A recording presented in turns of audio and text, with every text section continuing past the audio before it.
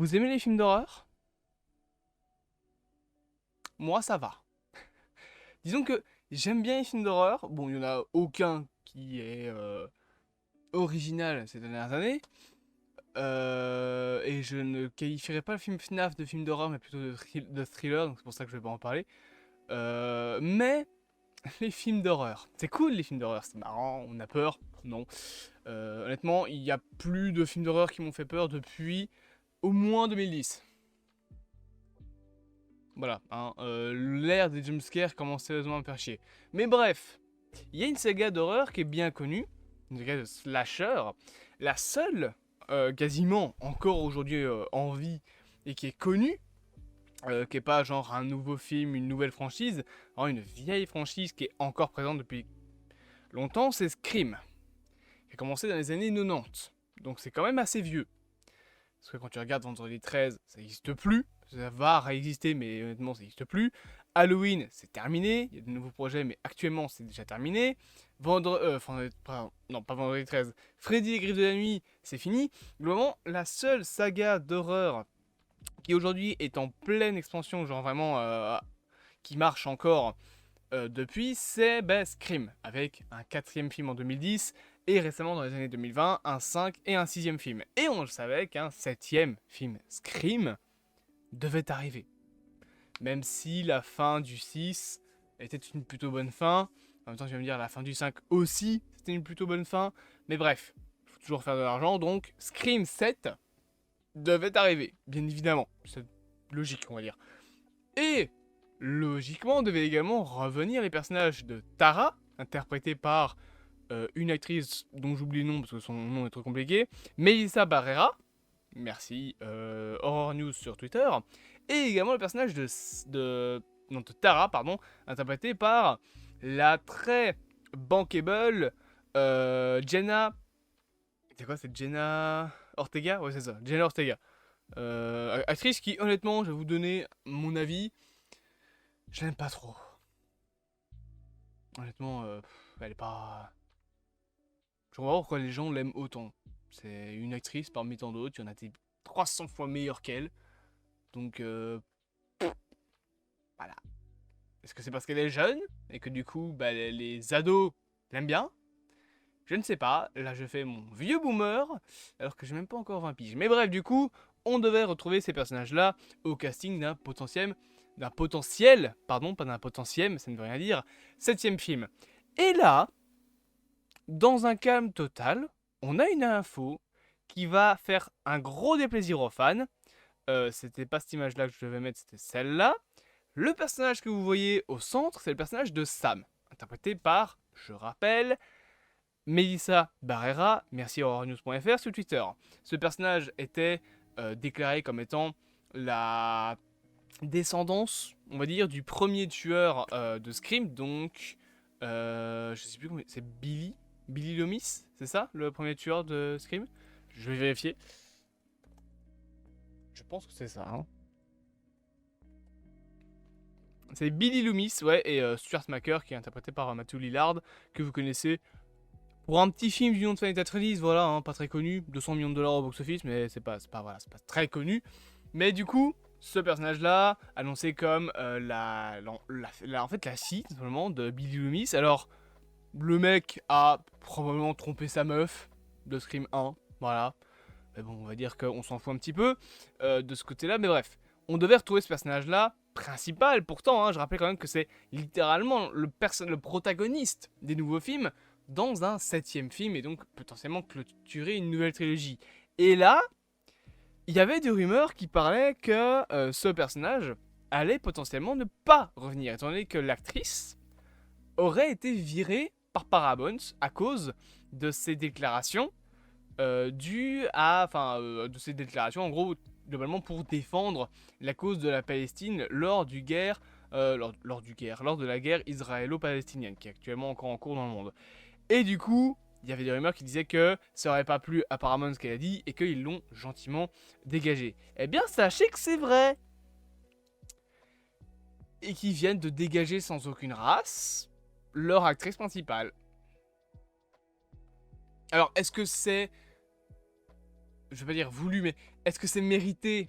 J'en sais rien, parce qu'honnêtement, le conflit israélo-palestinien, vous êtes bien mignons, mais je m'y préoccupe pas tant que ça, parce que j'ai pas envie de me niquer la santé mentale à voir que c'est la guerre partout dans le monde. Moi, le cinéma, c'est mon café, et c'est moi tranquille.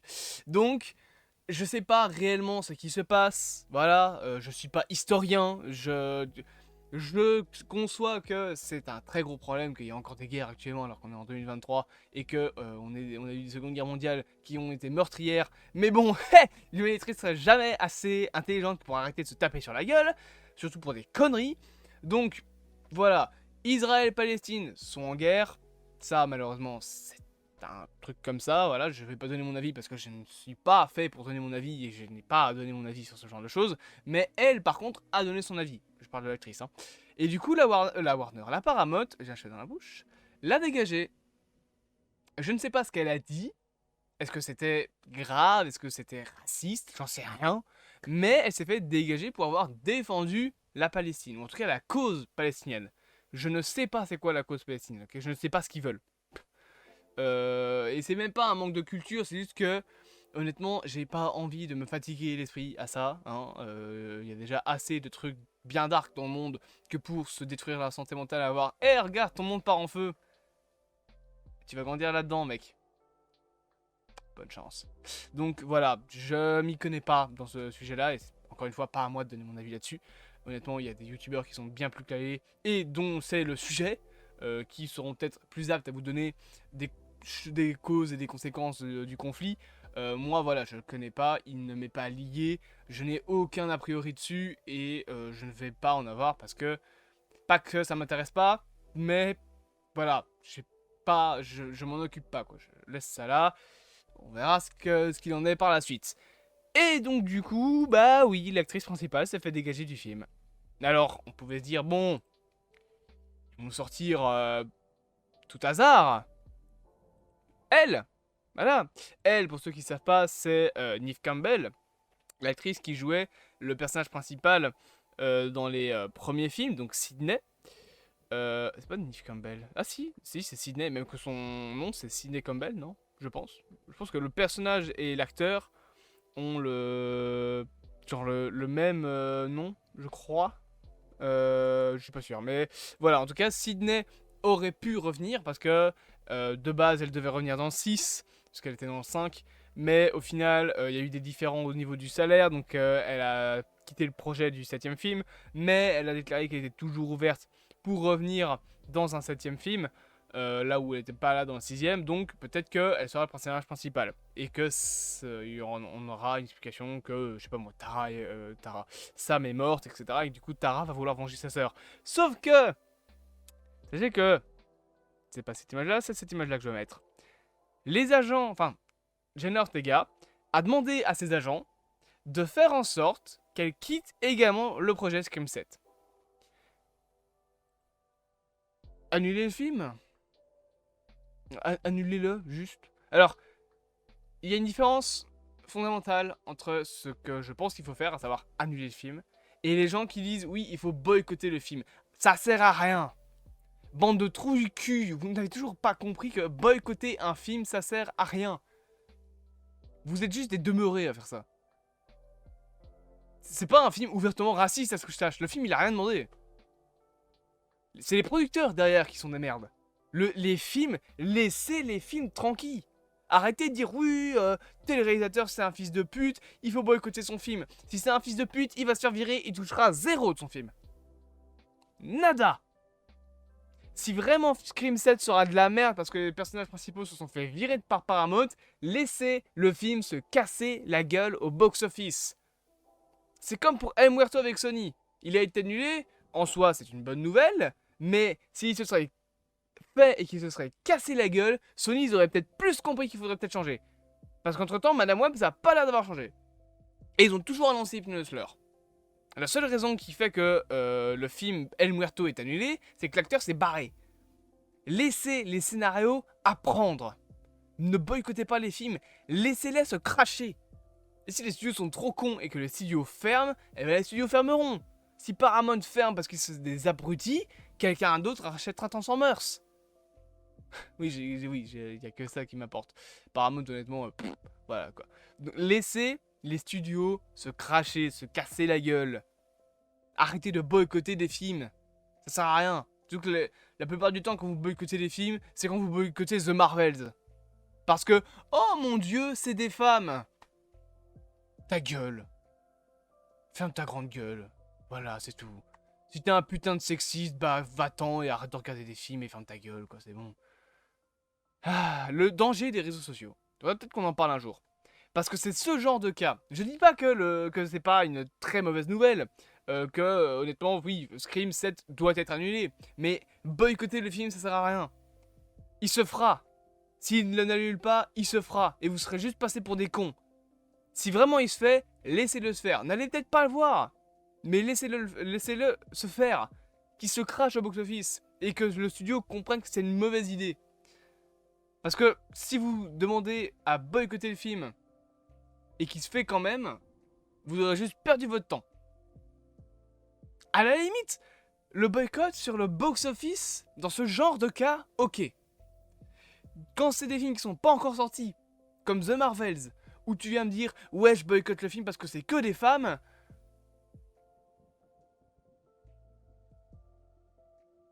oh, fils de pute, ta putain de mère, ok? Je fais une zokérie, ta mère, ta gueule. Tout ce groupe de personnes qui boycottent H24 des films et tout, qui sont là genre ta gueule. Casse-toi. Va vivre en Antarctique et arrête de me faire chier, putain. Ah. Et les réseaux sociaux sont un cancer pour ça. Parce que les réseaux sociaux, c'est un regroupement d'abrutis finis. Les réseaux sociaux ont permis de regrouper tous les cons de village et d'en faire des groupes de merde bruyantes. Parce que le pire, c'est que souvent, ils sont pas si nombreux que ça. C'est juste que c'est des chiens qui aboient sans cesse, qui font qu'aboyer. Du coup, on a l'impression qu'ils sont 45, alors qu'en fait, ils sont 2.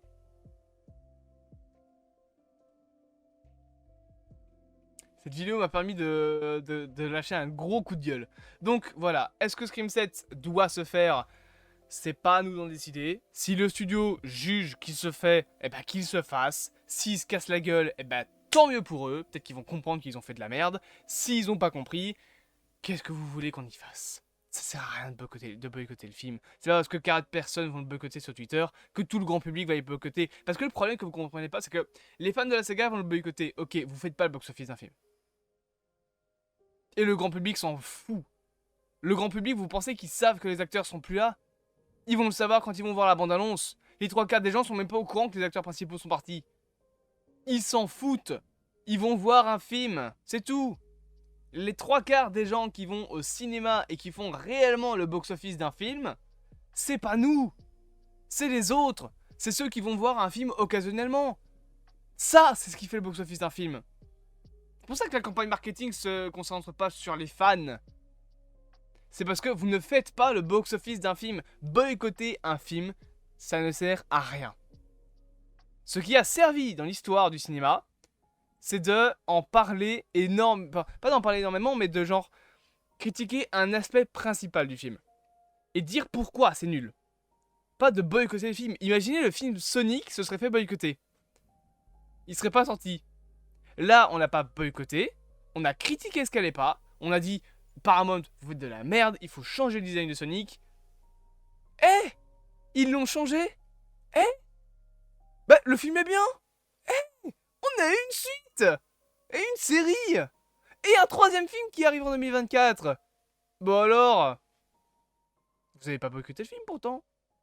Et ça a été très bien changé. Pourquoi faire ça avec Scream? Montrez votre mécontentement au studio, ok. Mais vous pensez sérieusement qu'ils en ont quelque chose à foutre que les fans boycottent le film? Ils s'en foutent. C'est pas vous qui faites le box-office. Quand vous aurez compris ça, on aura fait un grand pas en avant. J'espère que cette petite vidéo vous aura plu, bien évidemment. N'hésitez pas à vous abonner, à partager, à liker et à me dire en commentaire ce que vous pensez de tout ça. Encore une fois, boycotter un film, ça sert à rien. En parler sur les réseaux, dire que vous n'êtes pas content, c'est beaucoup plus utile. Ça sert à rien, ok. Il faudrait que la terre entière boycotte le film et qu'il fasse 0$ pour que le studio en ait quelque chose à foutre. Voilà. Je vous dis bien évidemment, plus c'est longtemps du cinéma, passez une bonne journée. Le pire c'est qu'on parle de boycotter un film d'horreur. Les films d'horreur ça attire toujours les gens parce que le grand public s'en fout un petit peu de la qualité d'un film d'horreur. Ils sont juste là, ah tiens on va passer un bon moment, on va se faire peur 2-3 fois. Surtout devant un slasher. Boycotter un film Marvel c'est différent parce que c'est un gros blockbuster. Que si tu boycottes un gros blockbuster c'est différent. Boycotter un film d'horreur, tout le monde s'en fout. Je vous dis à plus avant le temps du cinéma, passez une bonne journée et à bientôt pour de nouvelles aventures.